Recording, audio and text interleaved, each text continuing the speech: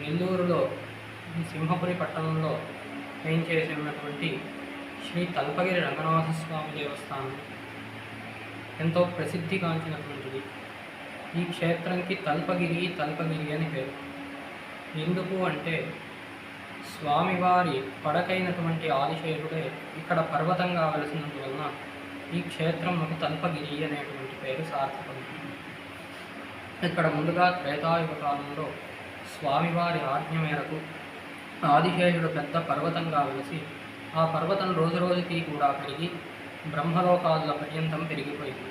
ఇప్పుడు ఇక్కడ ఉండేటువంటి జనులంతా కూడా యజ్ఞయాగాది కర్మలనంతా కూడా వదిలేసి ఆ పర్వతాన్ని ఎక్కి స్వర్గాది లోకాలకు వెళుతూ ఉంటారు. అప్పుడు దేవతలంతా వెళ్ళి స్వామిని ప్రార్థించగా వారి ప్రార్థన మేరకు స్వామి ఇక్కడ గరుడ వాహనారూఢుడై ఆవిర్భవించి పర్వత రూపంలో ఉన్న ఆదిశేషుడిని పాతాళంలోకి అణచివేశారు. అప్పుడు ఆదిశేషుడు